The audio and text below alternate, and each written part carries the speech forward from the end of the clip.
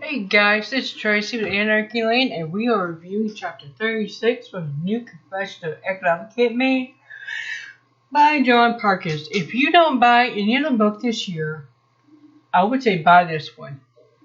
It's an eye-opener. It really has been.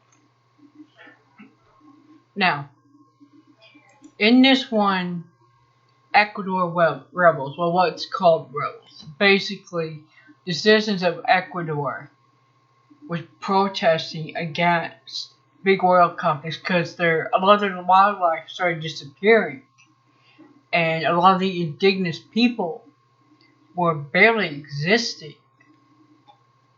by the time Rafael Correa came along. He was a successor to Jamie Roldo, and there was a lot of hope for Rafael Correa. He knew he was treading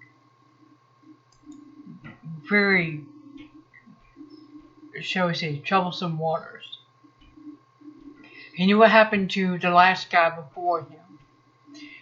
He knew what had happened in Panama, and he understood the threat to his life.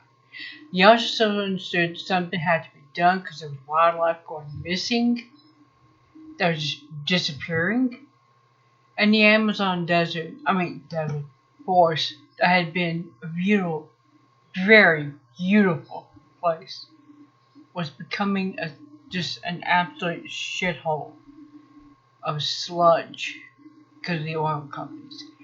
He tried to get the agreement that Jaime Roldo and President Carter signed, enforced. They were going to rip up, but it didn't happen.